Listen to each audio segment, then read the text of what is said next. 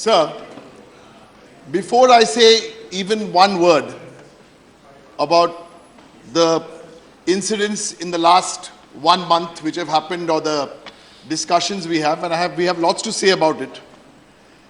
But let me make one message loud and clear, and that's not for anybody in this house. I must tell our friends in Pakistan, straight talk. Please do not meddle in our internal affairs. Please do not shed crocodile tears. Please do not pretend you have any love for the people of Kashmir. Please do not give my country any bogus lectures on pluralism and democracy. Please do not give us bhashan from your generals, your politicians and your establishment. Because my family knows Pakistan and my family knows India. Because in 1947, when my grandfather worked in Kolkata and his younger brother worked close to Kolkata. So the two brothers were in Kolkata and one brother was in Lahore and he chose to stay in Lahore. That's one side of the family and 2/3 of the family are here, the O'Briens. Today, in spite of all our differences, in spite of all the problems which we face today, we are still the O'Briens of India.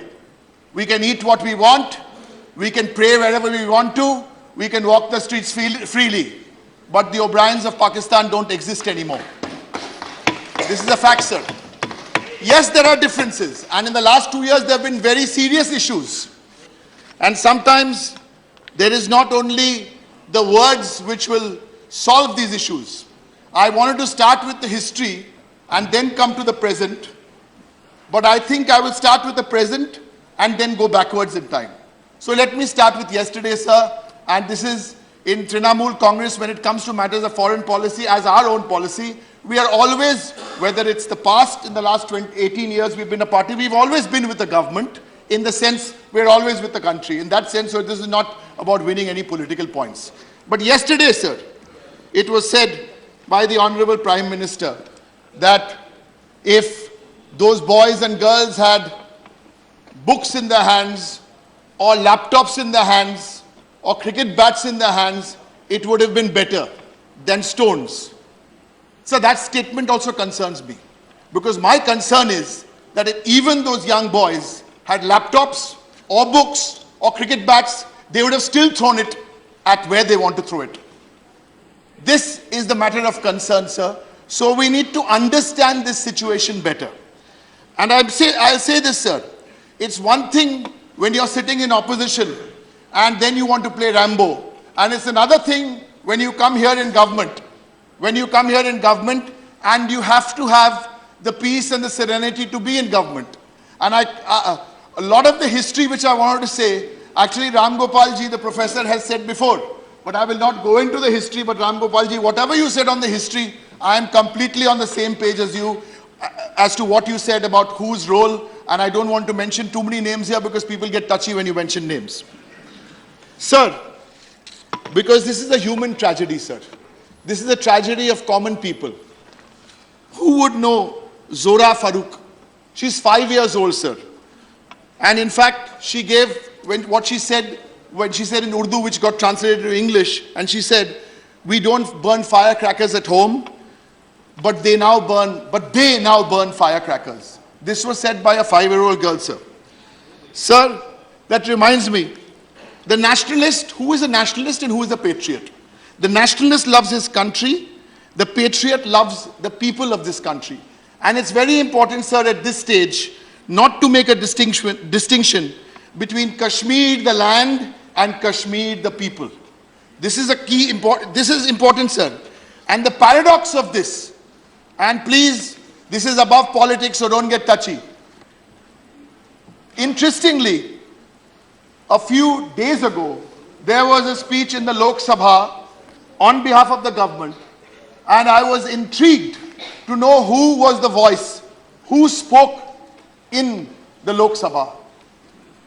Because his views on Kashmir 20-25 years ago and today may be a very nice view. It's a good view, and it is often criticized as being a view because he is a Muslim. Sir, I need to bring this point out, sir, today because this gentleman believed that Sardar Patel ji also had some views on Kashmir, and even Shama Prasad Mukherjee was a stumbling block. Sir, I welcome the person the BJP chose to speak that day in Parliament. Maybe today it's the BJP and the NDA who are taking a different look at Kashmir. The person who said all these words last week only was MJ Akbar. Now, MJ Akbar is a friend of mine, so I don't want to embarrass him, and this is not the portion to embarrass anyone. But if the BJP is looking at somebody like MJ Akbar, who wrote that book on Kashmir, and I'm not here to publicize his book because he's your minister, and the more we hear voices like this, the more we believe that there will be a chance to solve this issue. It's another matter that when this book was launched in 1992, there were many in your party who threatened to burn the book. Sir, let's move on to the Home Ministry. Sir, the Home Ministry today, some of my colleagues are here who are on the committee with me. There is a meeting called today, sir, at 3 o'clock. And for that meeting, we have been given some background details from the Home Ministry. Now, the Home Ministry has given us the details of the use of pellet guns. And I'm reading from that report. It says in 2006, there were 6 deaths and 2010, there were 6 deaths and 198 injuries. And in 2016, there are 3 deaths and 78 injuries or 58 injuries. Sir, we have to go beyond these statistics. Otherwise, for the last 70 years, we've gone this way and that way. We need to go beyond these statistics because the more and more I'm looking at this, there are other examples of this happened in 2008 and 9. That was the number, and now the number is less. So we have to come out of this mentality, because unless we come out of this mentality, we will continue to. So the government, sir, it's almost like saying there are few injuries now, so we have committed a smaller sin. Sir, it's much beyond that, sir. It's much beyond that. Sir, there is a difference in Kashmir. I was trying to study this in the last 2-3 days. What is the big difference in Kashmir? Let's say even in the last 10 years. I don't want to go before that. Sir, I want to make one point in 2 minutes about what I think has changed on the ground in Kashmir. And actually, to use the expression on the ground is incorrect. Sir, in 2011, 5-6 years ago, the internet penetration in Kashmir was 3%. Today, the internet penetration in Kashmir is almost 25%. So that is a major change what has happened in Kashmir. And today, if you ask me, why the Hurriyat or anyone else doesn't have control over these people, nor can the security forces, because how can you have an encounter with YouTube? You can't. The opinion is being made on the internet. So, Mr. Home Minister, sir, what saddens me also is you tweet out on July the 9th, quote, good tweet, I appeal to the people of Jammu and Kashmir to remain calm and maintain peace. Center is working with the state government. Excellent. But the problem is that when this tweet went out, the internet itself was blocked. So it's a tough call, but the second most, in fact, in Kashmir, the internet has been blocked about 13-14 times. And I understand if you think sometimes, but that's not you're not going to get young people on your side if you keep blocking the internet. The only other state which has blocked it close to 10 times in the last 2-3 years, 9 times, that's in the Western Indian state. You said it. So I'm also saying it, sir, because it's a fact. Sir, so India is non-negotiable. Sir, the Indian is also non-negotiable. So Kashmir is also non-negotiable, sir. But the Kashmiri and her welfare also have to be, sir, non-negotiable. Sir, I'm coming to the issue which actually started all this, Buranwani. Now, Burhan Wani is the same issue. I'm going back to the internet. Because Burhan Wani is more dangerous on, or was, thankfully, was more dangerous on the internet than he was on the streets. I believe Burhan Wani is more dangerous in his grave than he was in his living room. And Burhan Wani may be more dangerous dead than he was alive.